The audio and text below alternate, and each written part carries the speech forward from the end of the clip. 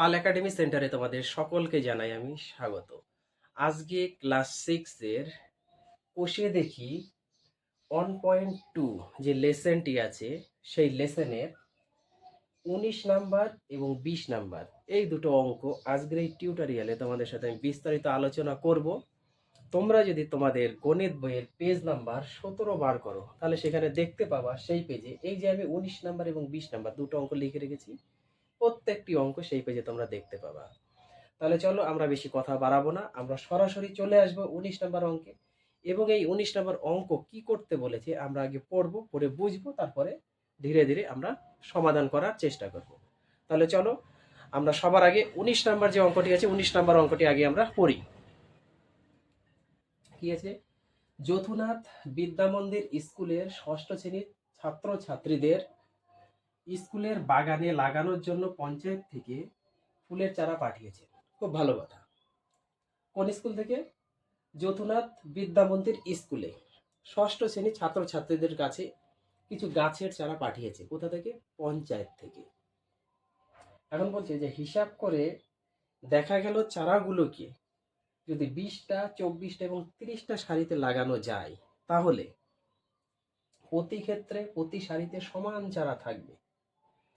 পঞ্চায়েত থেকে কমপক্ষে কতগুলি চারা পাঠিয়েছিল? আমি তোমাদের বারবার বলে আসছি এই যে লেসেনটা, এই লেসেনে তোমাদের এই ধরনের অঙ্ক শুধু একটা বিষয় তোমাদের খেয়াল করতে হবে। কি খেয়াল করতে হবে? এই যে কথাটা পঞ্চায়েত থেকে কমপক্ষে কতগুলি চারা গাছ পাঠিয়েছিল, মনে আছে? সব থেকে কম বা ক্ষুদ্রতম যদি বোঝায় তাহলে আমরা চোখ বন্ধ করে সেই অঙ্কটা কি করি লসাগু। কম বা ক্ষুদ্রতম বোঝালে আমরা সরাসরি লসাগু করে দিই, তাহলে অঙ্কটা হয়ে যায়। আর যদি বৃহত্তম বা সব থেকে যদি বড় বোঝাই তাহলে আমরা গসাগু করি, তাই না? তাহলে আর আমাদের এখানে অঙ্ক পড়ার তো দরকারই নেই। যে সংখ্যাগুলি আছে সেই সংখ্যাগুলি আমরা লসাগু করব, কারণ বলে দিয়েছে কমপক্ষে কতগুলি চারা পাঠিয়েছিল। কমপক্ষে কথার অর্থ সব থেকে কম কতগুলা, এই হচ্ছে আমাদের কথা। তাহলে কত আছে আমরা সরাসরি দেখো 19 নম্বর অঙ্কের সমাধানটা কত আছে? 20, 24 আর কত 30। আমরা সরাসরি লসাগু করে ফেলি। এমন একটা সংখ্যা দিই যেটা মৌলিক উৎপাদকে আমরা ভাঙাবো। কেন? তিনটে যায় বা দুটো গেলেও হবে, তিনটে না গেলে দুটো গেলেও 2 দিয়ে দিই। 10 দুগুণা 20, 2 দিয়ে 12 দুগুণা 24, 2 দিয়ে 15 দুগুণা 30। আবার 2 দিয়ে যাবে, দাও 2 দিয়ে দুটো যাবে, 5 দুগুণা 10, 6 দুগুণা 12, 15 যাবে না, 15 বসে যাবে।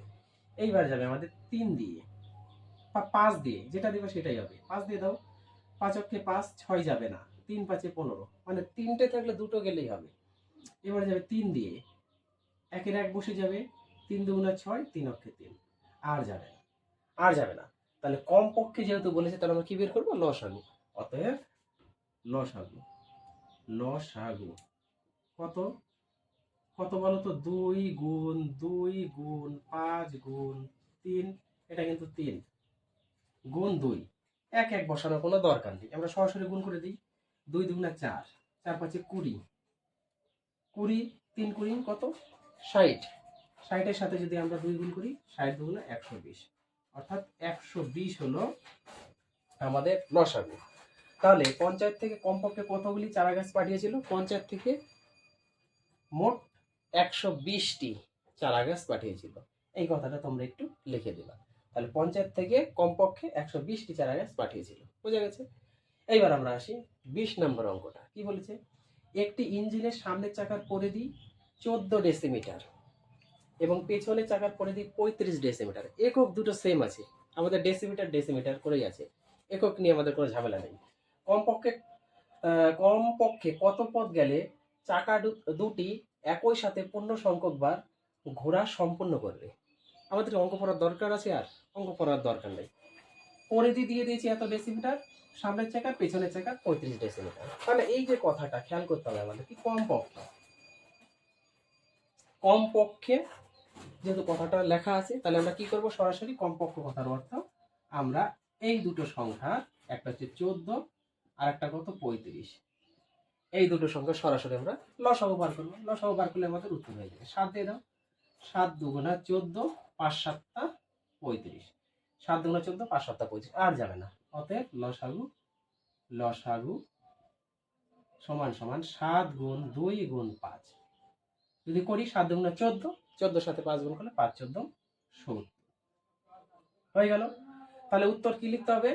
কমপক্ষে কমপক্ষে কত পথ গেলে চাকাগুলি একই সাথে পূর্ণ সংখ্যক বার ঘোরা সম্পূর্ণ করবে। তার মানে চাকা দুটি যদি 70 ডেসিমিটার